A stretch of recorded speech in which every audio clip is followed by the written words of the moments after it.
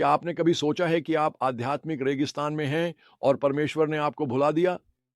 यही स्थिति थी जिसमें परमेश्वर के लोग थे जब यशायाह ने शक्तिशाली आशा का संदेश दिया। यशायाह की भविष्यवाणियों से हम एक गहरी सच्चाई जान पाते हैं। हमारे सबसे अंधेरे क्षणों में भी परमेश्वर अपने प्रतिज्ञात मसीह के द्वारा आशा और पुनर्स्थापन लाने के लिए कार्य कर रहे हैं। हमारा काम बस यह है कि हम विश्वास के साथ उनकी प्रतीक्षा करें।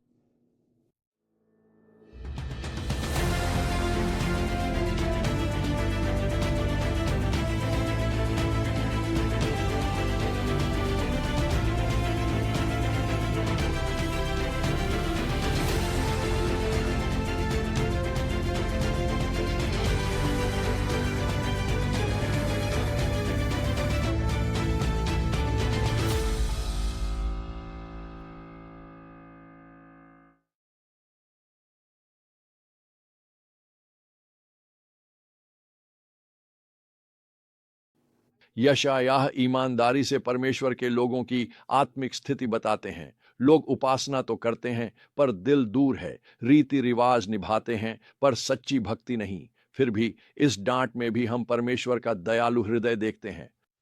वह कहता है, अपने नाम के निमित्त मैं अपना क्रोध टालता हूं, अपनी स्तुति के कारण मैं इसे तुम पर से रोकता हूं, ताकि तुम्हें पूरी तरह से नष्ट न कर दूं। लेकिन फिर अध्याय 40 में स्वर अचानक बदल जाता है।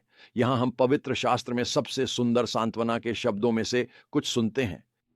सांत्वना दो लोगों को, तुम्हारा परमेश्वर कहता है। यरूशलेम से नरमी से बात करो। यह केवल अस्थाई सांत्वना नहीं थी। यशायाह और भी महान चीज की ओर इशारा कर रहे थे।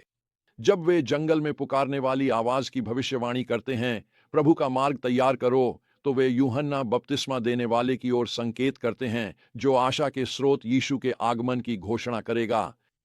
यह भविष्यवाणी परमेश्वर की शक्ति और कोमलता का एक भव्य चित्र प्रस्तुत करती है।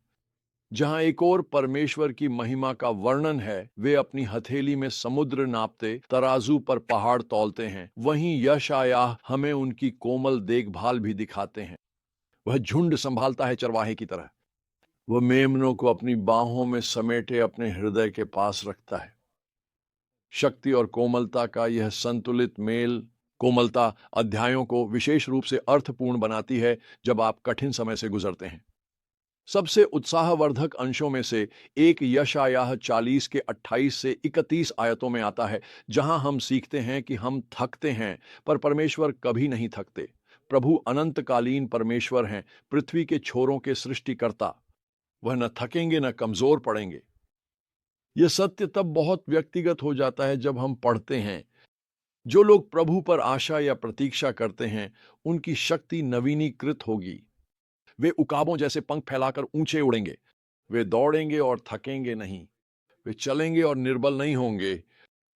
परमेश्वर की प्रतीक्षा करने का संदेश केवल सैद्धांतिक नहीं है, यह अत्यंत व्यावहारिक है। जब मैं कैंसर, सर्जरी और अपनी आवाज खोने की संभावना का सामना कर रहा था, उन दोनों परिस्थितियों में मैंने प्रार्थना में प्रतीक्षा करना सीखा। ये लंबी प्रतीक्षा की अवधि निष्क्रिय नहीं थी और परमेश्वर का मुख खोजने व उसकी उपस्थिति में अपनी शक्ति को नवीनीकृत करने का सक्रिय समय थे। जैसे जैसे हम इन अध्यायों से गुजरते हैं, हम देखते हैं कि परमेश्वर बार बार अपनी अनन्यता और प्रभुत्व पर जोर देता है। मैं पहला हूं और मैं ही अंतिम हूं, मेरे सिवा कोई परमेश्वर नहीं है, वह घोषणा करते हैं। यह केवल धार्मिक दिखावा नहीं है, इसका उद्देश्य हमें आत्मविश्वास देना है अपने वचनों को पूरा करने की उसकी क्षमता में। जब यशायाह क्यूरस का नाम लेकर भविष्यवाणी करते हैं, वह उसके जन्म से पहले यह परमेश्वर के इतिहास पर पूर्ण नियंत्रण और उसके वचन के प्रति उसकी विश्वास योग्यता को दर्शाता है। हम इन्हें आज अपने जीवन में कैसे लागू कर सकते हैं?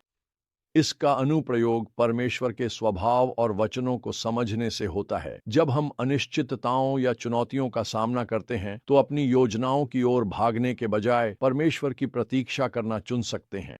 यह प्रतीक्षा निष्क्रिय आत्मसमर्पण नहीं है, यह एक सक्रिय विश्वास है जिसमें प्रार्थना में समय बिताना, उसके वचन पर मनन करना और उसकी आवाज को सुनना शामिल है। जिस प्रकार परमेश्वर ने निर्वासन झेल रहे लोगों की शक्ति को नया किया, वैसे ही जब हम उसके लिए प्रतीक्षा का समय निकालते हैं, वह हमारी शक्ति को भी नया करता है। चाहे हम स्वास्थ्य समस्याओं, संबंध संघर्ष या करियर अनिश्चितता का सामना करें। हमारी आशा हमारे अपने संसाधनों से नहीं, बल्कि उस परमेश्वर से आती है जो कभी थकता नहीं है। यशायाह का संदेश हमें याद दिलाता है कि आशा केवल सकारात्मक सोच नहीं है, यह परमेश्वर के स्वभाव और उसकी प्रतिज्ञाओं में आधारित है। वही परमेश्वर जिसने मसीह के आने का वादा किया था और यीशु में उसे पूरा किया, वो आज भी हमारे जीवन में कार्य कर रहा है। वह अपने लोगों को सांत्वना देता है, हमारी शक्ति को नया करता है और हमें घाटियों से पर्वत शिखरों तक ले जाता है।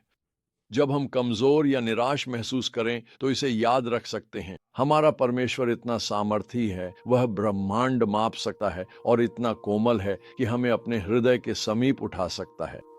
आज हमारे लिए वही चुनौती है जो यशायाह के श्रोताओं के लिए थी।